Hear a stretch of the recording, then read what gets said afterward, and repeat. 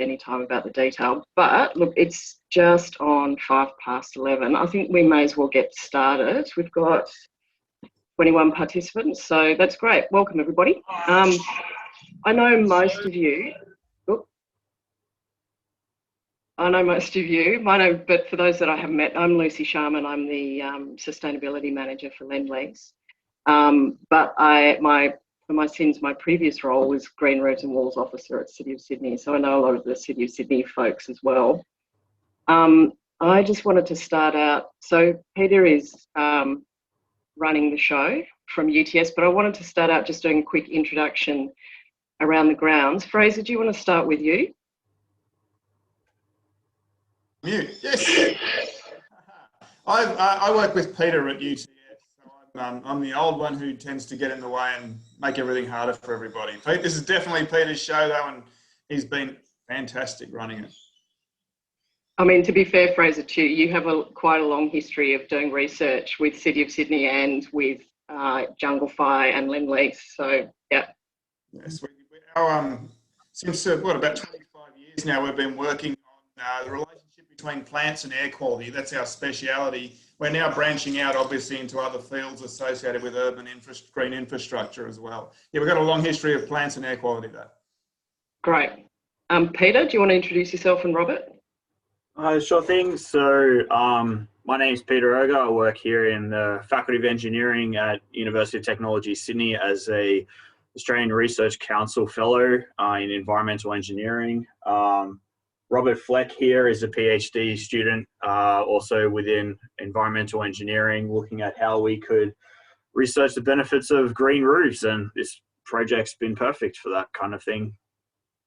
Great. And Hish and Jock, do you want to just introduce yourself? I'm Jock Gammon, the founder and managing director of Junglefy, and we've had a long-standing relationship with Lendlease and UTS, again, around air quality, but particularly plants on buildings, and yeah, very excited to share this research with you guys.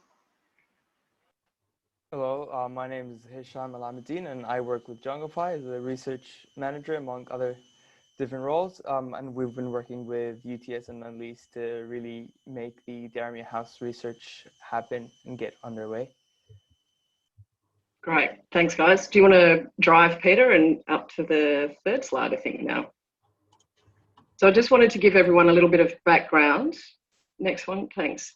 So certainly the work that City of Sydney did in 2013 to 2015, looking at how they could encourage green roofs and green walls in an urban environment.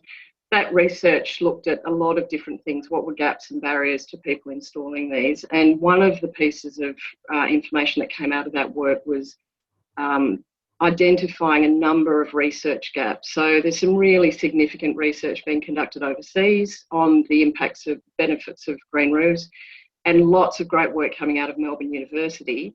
The tricky thing is, though, for Sydney, our climate is completely different. So, you know, that gentle little rainfall pattern in Melbourne is not going to, the green roof's not going to operate the same in a downpour in Sydney. Particularly, you know, the massive downpour we had a week ago, it's unusual to get that kind of rainfall pattern in Melbourne. So we needed to really look at local options. Next one, Peter.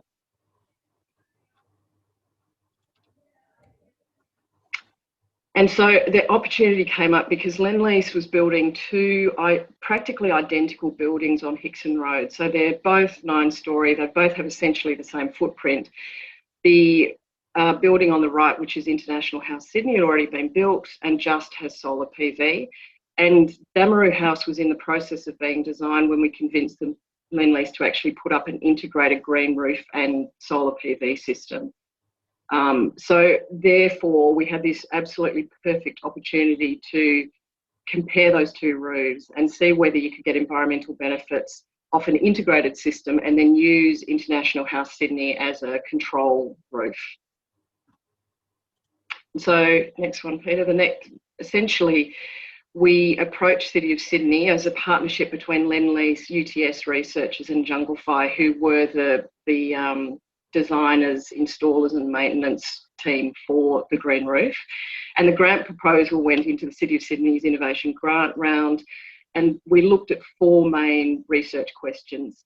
Were there any improvements in biodiversity from an integrated system? What are the stormwater detention benefits of a green roof, and were there impacts on the quality of the water running off a green roof? Thermal performance, and really one of the most interesting questions for me is, with a green roof under PV, the theory is that the greening actually keeps the solar panels at a very consistent temperature, and therefore you should get greater energy efficiency and energy improvement out of those panels. At the time I was looking at this research, there was a little bit of research overseas. There was nothing in Australia that I could find. And because we have really hot days, once those panels get over about 25 degrees Celsius, they don't work as efficiently. So we wanted to see if we could see any improvement in thermal efficiency, energy production. And then air quality was the fourth area. So that was a grant proposal. We were extremely excited that we were successful. And I'm now going to pass on to the boffins, Peter and Robert, James, to explain the research. So just to give you a bit of a heads up, we haven't finished the research yet. So UTS is still collecting data and analysing it. That will happen till the end of June, and then we'll present the final report at the end of July. Thanks, Peter. Perfect. And if you ever want a tour of the roof, I highly recommend asking Lucy to take you up. So these are, as Lucy mentioned, our interim results. Some of the slides have been updated with more recent results, but for the most part, they're results up until September, because as you'll see, there's just so much data that we have collected. We're yet to analyze a lot of it. The most exciting and more palatable to the broader audience is the biodiversity improvements. Originally, the green roof is designed to encourage biodiversity, and the plants that were selected here were selected to drive that biodiversity. I wouldn't mind just asking Jock quickly if you could quickly comment on the mix of plants that were chosen by Junglefy for the green roof. Yeah, thanks, Peter. Main part of the decision making with the choice of plants was obviously to be looking at endemic and native species, but one of the other strategies that we implemented for the biodiversity green roof was to ensure that we had year-round food sources for the plants. And this is often challenging within the city because of the space we have to grow trees and other flowering species, particularly in winter time. So we've added a mix of plants such as Aptenia, but also a mix of salvias and other annual and perennial plants up on the roof to provide that year-round food source. So in our view, when designing these roofs, it's important to have, we sort of look at an 80% native mix and then 20% exotics to provide that year-round food source. Excellent. So what have we measured? Well, we've taken a pretty innovative approach here, and our resident ecologists here at UTS mainly deal with dingoes and kangaroos. And using some of their techniques, we set up camera traps across both roofs. So there's 4 camera traps across both roofs, and they get triggered and take photos of whatever's present there. And we also have insect surveys that we walk around the roof and identify what we can observe there. And you can see we've got some intriguing and interesting pictures there of the Australian raven, some crested doves as well. Using a diversity index, you can see that there's increased diversity on the green roof compared to the conventional roof as well. Also on point with the plants that have been selected, we're already seeing plant succession. So how the plants interact with each other, and some of the more faster growing plants are taking over the other slower growing ones. So Aptenia cordifolia, for example, or otherwise known as pigface, with a pink flower, supports a significant amount of bees, and it seems to be more thermally resilient and climatically resilient than some of the other plants as well. So we're getting some pretty interesting results. In terms of different numbers of species observed, you can see there's significantly more insects and avian species than the conventional roof, of course. I think what's a little bit more exciting about these results is that you can see a food web forming there, and there's clearly an obvious trophic pyramid supporting an entire ecosystem. And as I'm about to show you on the next slide, this is where it gets really exciting. We've found a fair few rare species that we didn't think the roof should be able to support. So there you can see a blue banded bee, which is a native Australian solitary bee that doesn't use hives. And I don't know if you've ever seen one of these in the wild, but instead of yellow stripes, they have blue stripes. And the other species that I want to show you today is the lychee metallic shield bug. And these species are only found on the east coast of Australia, and none of them found at this type of height at 7 floors. We have thousands of photos of European bees though, so if you're ever interested in the roof supporting a European bee, there's usually 1 per metre squared. And just to let, sorry Peter, just to let people know too, these are all photos taken off the roofs. These aren't like yep, so they're originals. Yeah, that's why they're blurry. Thanks, Lucy. Were there any other native bees? Not so far that we have observed. At the moment, it's just these. Oh no, sorry. There have been other native bees, but we're trying to process the photos as we go. There's thousands of photos taken of anything that really moves on the roof, and unfortunately, that includes tradies' butt cracks sometimes. Sorry. Okay. Now, the next slide's a bit shocking, so just brace yourself. But we did, in fact, find the remains of an Australian miner. Now, why this is a little bit more important is because it had its head removed and its entrails ripped out. What does that indicate to us? There's potentially a predatory bird. Now, a peregrine falcon has been observed on Central Park 1, and ultimately, it's a bit like trying to spot Bigfoot because we didn't get it on our camera traps. But the way that this, the remains of this bird was present, and it was in fact underneath a PV panel, so there's no way that it could have fallen out of the sky to get there.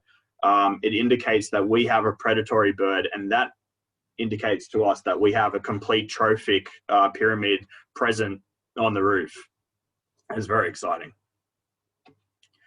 A little bit more niche, we've got colleagues from the University of Canberra taking molecular DNA samples of the stormwater effluent and using DNA fingerprinting techniques. What we should be able to do is actually detect for peregrine falcon DNA if it's present there, or any other organism DNA catalogued against databases on the internet, so long as that organism has its DNA already sequenced. So it'll be interesting to compare those with the observed organisms from the camera traps. Onto stormwater now. So we've got 3 ways to try to address how the green roof can modulate or manage stormwater. And as Lucy mentioned before, the benefits of green roofing for flood mitigation are twofold. First of all, the green roof retains water and releases it at a slower rate. So in doing so, we can delay stormwater so it doesn't overwhelm the drain network and thus prevent flooding. And the other thing a green roof can do is filter some of the pollutants that are in stormwater. So as it rains, it washes a lot of pollutants out of the atmosphere, and that ordinarily would go into our stormwater. Some of those trace metals that would be present in the air pollutants can get trapped in the substrate, and plants can actually use it as a nutrient source. So we've got a predictive meta-analysis for trace metal retention. We're also doing hydrological modeling for fluvial mitigation. Fluvial is floods. And then we've also got substrate and rooftop samples, which we've collected on rain events greater than 5 millimeters, and we've taken 100 mil grab samples, and we're doing ICP-MS sampling, which indicates the trace metals that should be present within that sample. Preliminarily, just based on some of the Drains results. So Drains is a hydrological software that we use to guide flood estimation. This is modeled on a once in a 5-year storm event. The good news is that both roofs, of course, are designed to deal with flood events, as all roofs are to Australian standards. So if the top water level doesn't get more than 1 metre above the roof, there won't be any spillage over the side of the building. I don't think we're likely to observe that. Maybe in a million years, maybe if there was a tsunami, we might observe that. Both roofs would have 0 litres per second in overflow. So both roofs are designed to drain adequately.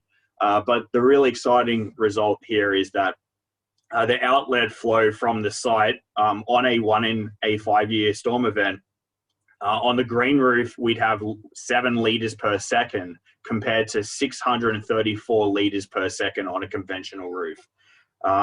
So taken into context of the entire region and all the buildings having their stormwater flow into some form of flood management system, by having the green roof there, we're slowing the rate in which water is going into the stormwater flow and then into the estuary, into the Sydney Harbour, really, isn't it? Yeah. We've done some nutrient analysis using predictive models and actual results as well. The predictive music model, and music is another stormwater modelling software used to look at various solid particles and nutrient loading into stormwater.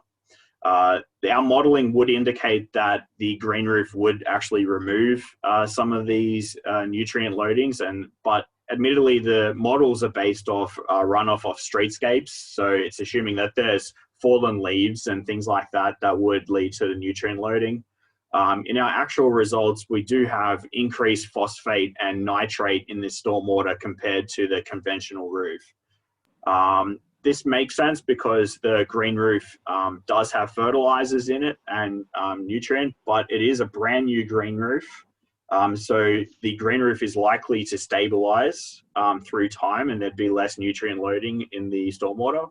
But also it's important to note there, and maybe Jock could jump in here, these results are no different to stormwater flowing off a park that may be near a estuary as well. Jock, do you want to comment?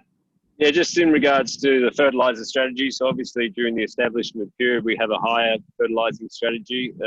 Part of the way that we design green roofs is to design them such that they become a self-supporting ecosystem. So over time, through leaf and root breakdown, we'll get natural organic processes happening that will then provide the nutrients to the plants. And there may be small micro-dosing that we do throughout the year to keep it robust and healthy. But the idea is that we'll be winding back the nutrient strategy process as the roof develops and ages. Good stuff. Mind you, the phosphate and nitrate levels that are present there are within the US EPA's drinking standard as well. So it's still potable. Would I drink it? I don't know. That might be a new test for everyone. All the stakeholders, you have to have a drink of it. Not with dead pigeons on the roof, thanks, Peter. Oh yeah, good point. Yeah, well, you know, a little bit of flavour. Okay. So on our heavy metal analysis, the really good news here is that the green roof stormwater has less cadmium, has less zinc, has less copper, has less lead. So in terms of importance to us, lead, copper, zinc, cadmium, they're all toxic to us, but also to the environment. It's likely that the plants are taking up these trace metals. Plants don't necessarily take up nickel and chromium, so that might be why the conventional roof and green roof have the same concentration of those as well. Onto thermal efficiency, and we're now looking at how we can use green roofs for urban heat island mitigation, but more at the building scale. We're looking at heat transfer and the insulation performance. So while some people are interested at a city scale, I know other people are more interested in how these green roofs are going to reduce our energy costs, how they're going to reduce the ventilation requirements and insulation. So, and as Lucy mentioned before, that's got flow-on effects with our solar panel energy provision, because over 25 degrees, solar panels become less efficient. In fact, anything over 25 degrees, they're 10% less efficient. If it's 40 degrees Celsius, you're looking at 20% less efficient. When it's a real catch-22 here that we have in Australia. We've got all this sunlight, but it's too hot. And that's why, you know, in Northern England, you could have solar panels that would generate more energy than here in Sydney. I mean, so I might pass over to Rob now to talk about how we've collected some of this thermal data.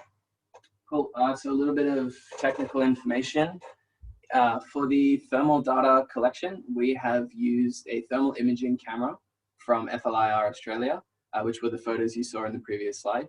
We also have established a stratified thermocouple temperature logger system, where we have sensors placed either on the ground or 5 centimeters in the substrate, above the plant matter, below the panels, or just below the panels on the conventional roof, and then on the surface of the panels as well.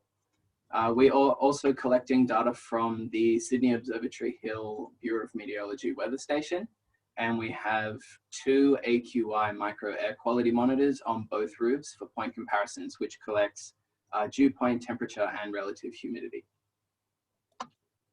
Sorry, and I should explain this picture here. So what you can see in the image is the sampling technique we use for the FLIR images. When you, so you can see that the images are number matched, which means that when we get a photo set from each building, we can time match them and then compare them to one another.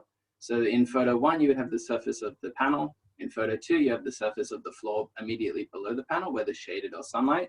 And then image 3, which you can't see on the green roof, is the concrete floor, which is permanently exposed to sun, or the mesh floor exposed to sun on the green roof.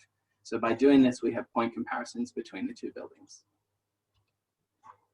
So for our thermal data, the preliminary results we have at the moment are showing strong links between vegetative surfaces and a reduction in the ambient rooftop temperature, which has multifaceted benefits, as Peter mentioned, where we have a reduction of thermal transfer indoors, which may lead to a reduced requirement on HVAC energy consumption.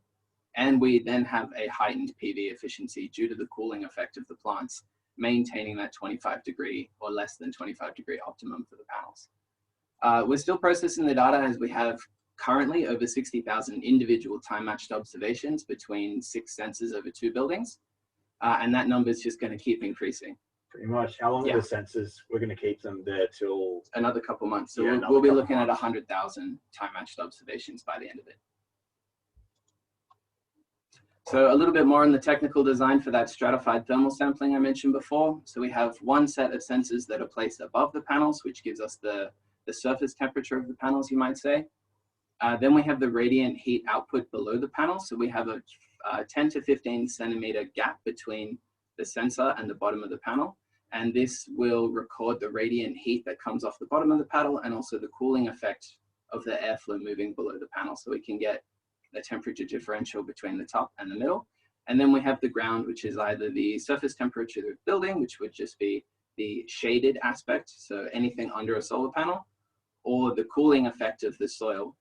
The reason why we place the sensors 5 centimeters into the soil as opposed to all the way to the bottom is, one, the sensor is not shaded on the green roof, so which we're using the soil as a mitigative effect for the shading on the other building. And the second reason is, once you go to the very bottom of the 10 centimeter sample, or 10 centimeter substrate, sorry, you find that the roof is actually extremely thermostable, and sometimes it can be actually hotter than above because of the radiant heat output from the side of the buildings penetrating the concrete and working its way up. Thanks, Pete. So the results I can show you today, this is the radiant heat output below the solar panels. If the graph for the above solar panels is essentially the same because they receive similar sunlight, so similar temperature. But as you can see here, the conventional green roof in red is consistently higher than that of the green roof, which is in blue. And this indicates that there is some form of evapotranspiration cooling effect from the plants passing with the air current passing below the panels compared to the other roof. Do you want to say anything? Well, it blows my mind that's the sensor that's in between. Yeah, between the panel. Between the panel and the floor. And at one point it's above 60 degrees Celsius. Yes. Yeah. And with a conventional roof. Yeah, it's not uncommon with our thermal imaging camera to hit 50, 60, 70 degrees on the conventional roof, where it's usually about 25 to 28 on the green roof, or maybe 23 to 28 on the green roof. Thanks, Pete. So here's what's even more exciting is when you look at the shaded areas of the conventional roof. So this is the coolest they're ever going to get. You're consistently hitting peaks of around 30 to 35 degrees, whereas the green roof is maintained within that 18 to 25 degree range, which is the thermal optimum for thermal penetration through a concrete surface for indoor temperature. Now moving on to photovoltaics. Sorry, Robert, can I just quickly ask a question? Graham's asked, so are the sensors exposed to the air shielded from radiant effects or a globe temperature? Are they shielded? Graham, they are shielded, okay. Yeah, thanks. so other than the two sensors which are placed above the solar panels, they're both shielded to eliminate any thermal radiant fluctuation effects. So moving on to photovoltaics, we are currently using the solar edge monitoring platform provided by Autonomous Energy, who maintain and monitor the panels themselves for both roofs. We've collected an enormous amount of data, but what's important for us at the moment is the solar array on both roofs can record the light received as global horizontal irradiance and watts per meter squared per inverter per unit time. We can then time match these two buildings to determine how much light they receive and then draw comparisons, because while the buildings are extremely close to one another, there is still distinct urban geometries that cause shading effects on one roof when it's sunny on the other, and then the sun will move a little bit and you'll have the inverse happen. So this is a really important metric for us. The second correction we need to apply is the system specific capacity. So we have 400 watt panels on the green roof and we have 320 watt panels on the conventional roof, but there are more panels on the conventional roof. So when we take into account system capacity, which is about 110 to 130 kilowatt hour power between the two roofs, we can then convert one roof to be a similar capacity to the other and then work on that reduction to determine if there are any differences. And then once we've determined what the equalized power output is, we can use our time match light data to determine how much power they're producing if they receive the exact same light at the same time. And like I said, this is pretty big. So we have over 20,000 individual time match observations for each variable at the moment. And the plan moving forward will be to correlate that with surface temperature of the roof and operating temperature of the panels themselves. So here's a little bit of data. This is a 1 week snapshot taken from the platform. And you can see that on a similar scale, the green roof is producing upwards of about 100,000 watt hours, or 100,000 watts, sorry, whereas the conventional roof is only 80,000. Once you take into account some of those correction factors, we're looking at approximately 15 to 25% greater energy generation on the green roof than on the conventional roof, depending on the environmental conditions. And that's after correcting That's for... post-correction, yeah. Yeah. Correcting for light and correcting for temperature, not temperature, for capacity. Yeah. Onto air quality, I guess I'll take over here. We've got 2 air quality monitors set up on both roofs, and we're also taking leaf impressions of the plants to look at the various particles that are accumulating on the plants. And we've got a long history of looking at, our research group's got a long history of looking at various ways plants can remove air pollutants. And one of the ways is through particle accumulation on their leaf surface area. And we're really excited about that. And we're also measuring ambient air pollutant, as I mentioned, with the air quality monitors. We're getting some negligible results though, and something that we didn't really foresee occurring is that the area would get further developed. So that's what next door looks like. And so the construction sites that are within the area, it appears at the moment, are subsuming any mitigation effect that we're currently able to observe. So watch this space. I think the constructions in the area is supposed to finish in 2025. So we're going to have to monitor the air quality beyond that period of time to measure if the plants are having a quantitative effect. I mean, there are other plant-based technologies that we could use in this space, like Jock could probably comment on breathing walls and things of that nature that actually pulse air through a substrate or a membrane that in which the plants are growing on. Unfortunately, we don't have that kind of thing here, so it's just a I don't want to say conventional green roof because we've said conventional other roofs. So, but it's a you know a classic Junglefy Green roof, Junglefy Green roof. So, but at this stage, we're not really seeing any significant differences or nothing really to report here today. Onto some industry implications, and I believe Jock from Junglefy is going to jump in here. Thanks, Pete. Yes, thank you for sharing that data.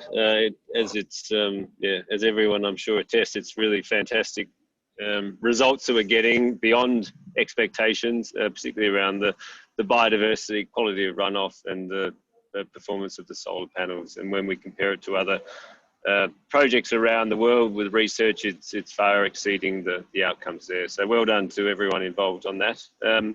I guess where to next with these results? We know that one of the biggest barriers to uptake of living infrastructure or green infrastructure is developers wanting to understand what their return on investment will be. And this is something that we can now, with this data, start to provide some information on. The financial benefits of improved solar panels now has a measurable return. So this is something that we can now use this data to build on, but we really need to take it to a whole new level and get proper ROI, return on investment studies done so that we can actually quantify and provide that realistic information. Obviously, it's difficult to do this with biodiversity, putting a financial number on the importance of biodiversity, but I think with the support of City of Sydney and their biodiversity strategies and policies, working hand in hand with return on investment, these policies, I think will certainly, or we hope to see some greater uptake of living infrastructure. One of the other big challenges that we're facing, and I had a chat with people at the City of Sydney the other week, was to do with some of the competing policies of government are not in line with some of the practices of industry, such as certifiers in the insurance companies. And this is really becoming a big challenge for us, particularly with the combustibility of materials on facades. So fortunately, green roofs aren't considered combustible, or at least in Germany, they're not. I'm not sure how they're viewed here in Australia, but particularly with fire on facades, so green walls, green facades, this is an area that we need to be really working towards to getting some unity about how important plants are. And I think it's going to require support from companies such as Lendlease and also from the City of Sydney to really drive and support a change in this direction. Because at the moment it's black and white, we need the grey in between to have some I guess, proper discussions about really how much of a fire risk are plants on the facades of buildings. I don't believe that they're a risk, there's not enough load there, but it's something we need to be talking about. Apologies for the background noise. The other thing is also changing, obviously once the developers install it, we then have the challenges, well, who's going to pay for it, and how do we mitigate the costs of, or how do we change the narrative of operational costs being seen as a cost. In our view, we need to see plants, and I think, again, the results have indicated this, plants are a critical part of our city. So we need to be looking at green infrastructure or living infrastructure as any other infrastructure in our city, a key part of making our cities work and make them places that people want to live. So this is, again, I think, an education piece, and with that return on investment, we really need to be changing this discussion. Next slide, Pete. Excellent. And I just wanted to talk about the implications for the research in terms of urban development. And I guess, as you know, we noted at the start of this meeting that the City of Sydney has their new Greening Sydney Plan 2030, and that is reflected in cities all over the world about trying to improve canopy cover and biodiversity and ecological diversity in cities. And there is now quite a movement globally to define and account for the economic inputs of nature. So the UN, the World Bank, the OECD have all supported a framework, a system of environmental economic accounting. Australia has signed up to that framework as a nation, and it is an attempt to actually define ecological value that goes into everything that we do, growing food, building buildings.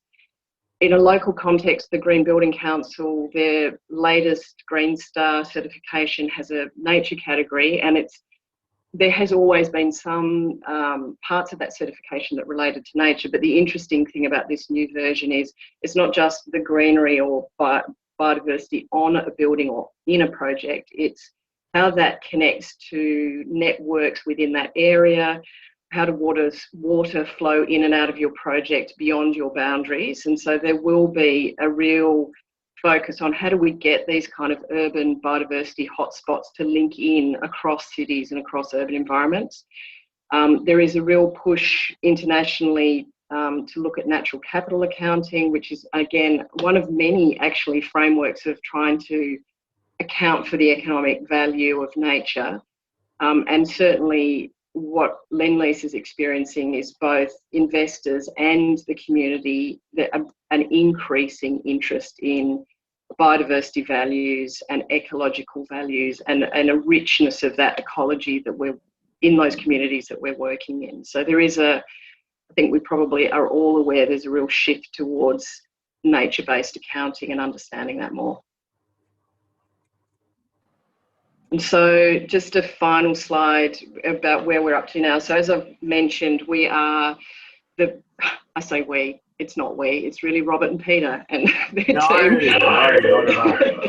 I've got a lot of data to analyse between now and the end of the research, which is at the end of this financial year, and then an intensive period of finalising the report.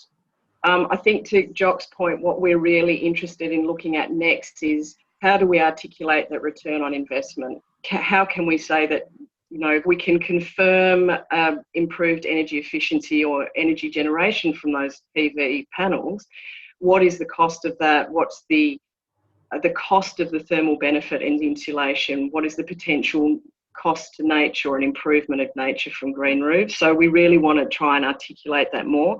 If anyone's got some spare cash, we'd love to hear from you. Also, Jock mentioned that point around advocacy with the Insurance Council of Australia around improving the insurance industry's response to greening of cities. And I guess the most important thing is we're really keen to share these research outcomes. So extremely proud of this work. It's great. So there will be certainly academic areas which Robert and Peter and Fraser will be sharing this research, but we're very keen to run information sessions or workshops with industry partners so that people understand the benefit of this kind of work. Absolutely. And just from an academic perspective, there has been no research in this space that has gone for this duration of time with this amount of sensors. Most of the work in this space has been based on modeling of a 1 meter squared comparison overall, usually a week or 2 weeks.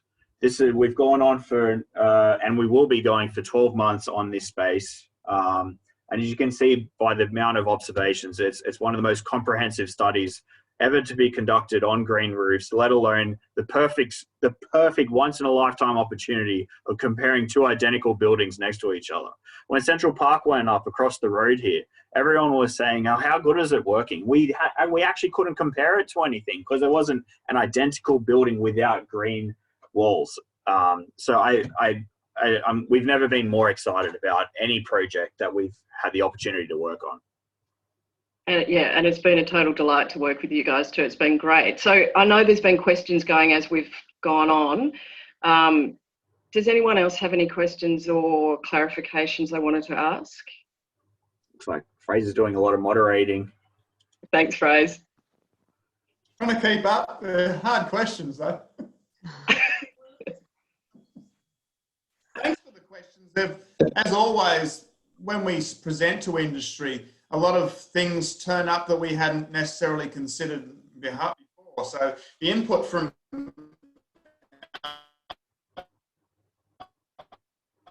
Fraser, you're breaking up. We can't hear you. Go on, dial up. All that stuff will be considered on this data and write. I'm breaking up in. Yeah, can't hear you. Sorry, Fraser. The feedback's very valuable. Lucy, I might just jump in. Jade Fennell from the City of Sydney Sustainability Programs. I just wanted to thank you all for such a engaging and inspiring presentation. I think it's really exciting to see this work. I'm really looking forward to sharing it with my colleagues. And I'm working at the moment on looking into how rooftop solar can go forward in the city, and we really want to make sure that we're working with the greening team to make that happen. And I'll say I genuinely was surprised to see how compelling the results were. I was expecting it to, go in a positive direction, but I think this is some really great work, and it tells an excellent story. So yeah, I'm looking forward to seeing the rest of the results as they come through. And, Thanks, I guess the other question is, how can I come and visit? Yes. Well, although Peter was incredibly generous about saying, just ask Lucy to take you up on the roof. Hey, we're analysing this data, so you better take them up. Yes, I know, totally. There's just the sticking point is that whole building is actually leased by a particular business, and so we can definitely organise a tour, but I might try and coordinate it with a reasonable size group. Yeah, and I think if you've got particular research questions that you're interested in, I think we should have a conversation about that too. Sounds excellent. Thanks, Jade. Any more?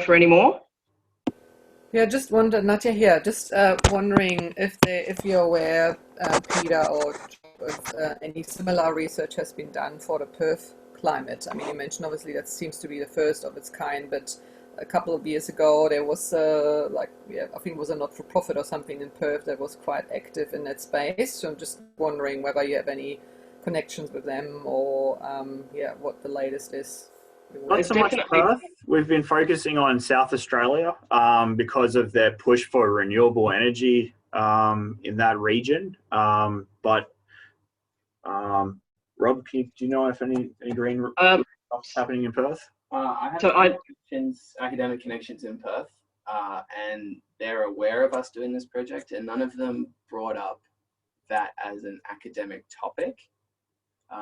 So Nadia, the research that I've seen in Perth related to green roofs and walls is mostly about water efficiency around maintaining those systems, just because Perth has such significant issues around water. And I can definitely give you some research papers around that, but hadn't seen anything about these integrated systems. It offers an opportunity. Any other questions? I can't believe we've finished early. I just have one. Hey guys, Els here from Lendlease. Great presentation, by the way. So my question was, with the fire insurance and stuff like that you mentioned was one of the industry implications.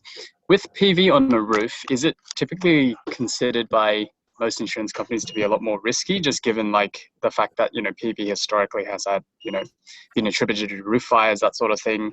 Is it harder with PV versus no PV on a green roof? I haven't come across any. I haven't come across any sort of pushback on PV. I think the main thing to consider is that the fire engineers and the certifiers are most concerned about is spread of fire across the facade. So I think on a rooftop, there's probably not that same ability to spread across the facade and endanger the occupants of the building. Our involvement with the Insurance Council and the engineers has purely been on the facades of buildings and how we need to lay out green walls and green facades to stop that, reduce that risk. So sorry, I can't answer that question. No, all good, all good. It was a bit of a loaded one, sorry. Thank you. It's worth asking. And Graham, just to your point, thanks. If you've got some data that you can share with us around soil degradation and other data sets that might be useful, always interested to get more information. Yeah, if Peter and Robert were up for it, I'd be happy just to catch up and talk about what we do have and what you guys have already normalized for, and just make sure the results stand up to, you know, any scrutiny, because the level of difference you're showing is much more than what we'd expect from the manufacturer's temperature sensitivities. So there might be other factors contributing. Yeah. Great. No, we definitely want to make sure we. Yeah, exactly. And just on that point about the solar side of things, I'm not sure who this question should be directed to, but have you engaged with any solar installers? I know the systems are quite new, but they'll need to be inspected on a yearly basis, and I'm wondering about access for those installers being able to do their visual inspections on the back of the solar panels if there's vegetation in the way. So yeah. We don't have a very good photo, but there's clear access to the back of the panels. You can't really tell from that photo. It's actually because that photo is stretched, but there's very clear separation between the back of the panel and the vegetation.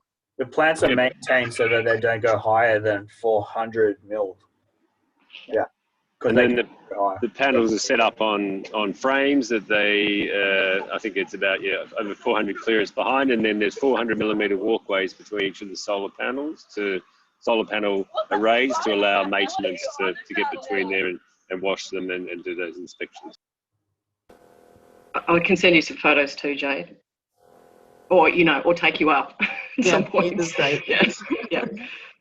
Thanks everyone for great presentation. Jock, I'd be interested to find out if any of the plant species that have been selected for biodiversity and the addition of things like salvias are outcompeting other species now that the green roof has established, and also if those planting rates were sufficient or had to be added to. Yeah, the one species, the Aptenia that we mentioned earlier, that's probably been one of the more dominant species, and I think in hindsight we'd probably reduce the extent of that and probably group it more closely. We chose that plant because it spreads well, but doesn't drop roots down at every sort of internode of the leaf, so it's good to provide a natural mulch. A big part of the planting design was around the succession of planting, so we got colonising plants, and then we got the plants that are there for the longer term, and that was the strategy. And then having to find plants would actually grow under the solar panels, which get very little light. So we've got native violets and dichondra doing well, and again the Aptenia did well under those solar panels. So we've got fantastic coverage. There's a bit of skepticism whether we would actually get the plants growing under the panels, but yeah, I think it's close to 100%. It's almost complete coverage. Yeah, looking really good. Hey, Jock, can you answer this question from Andrew about whether having plants under the panels had any implications for the warranties on the PV? I don't believe so. I think we worked with Autonomous Energy from the very outset of the design of this roof. There was known that plants were always going to be growing under there. I had never heard that sort of question asked, so I can't answer that one. It's just something that's come up, Jock, in the past with also panels. As soon as they go on a slope less than 5 degrees, their warranties are void as well. So I know it's a strange question, but maybe it's something just to consider as well, just in case it impacts. I don't think it will, but just in case it impacts warranties. Well, I can confirm there's no tag on the warranties. The full warranty was there, and the green roof was inherited in this whole transaction from front to back, so it's a standard warranty. Thanks, Peter. Right, well, I think we can wrap it up and give you a whole 5 minutes back in your day. Thank you very much for your time. you know, as we've all said, it's very exciting work, and there's a lot more work to be done to close out some of these results, but it's looking really exciting at this point. Can I just ask if people are wanting to ask questions that might bubble away after the presentation, who's the best person to contact and how do they do that? Peter, do you want to be the point of contact? I'm assuming most of the questions will be research related. Maybe Peter and me, in case there's any Lendlease specific or access questions or things like that, and we'll divvy them up and answer them as we go. Yeah, excellent. We'll endeavour to try to make the recording of this presentation available to everyone as well. That would be great. I'm happy to answer any questions related to the green roof as well, from Junglefy's perspective. Okay. Thanks, Hish. Thank you. Great. Okay. Thanks very much, everyone. Excellent. Thank you. Over and out. Bye-bye. Happy St. Patrick's Day. Thank you. Important greening.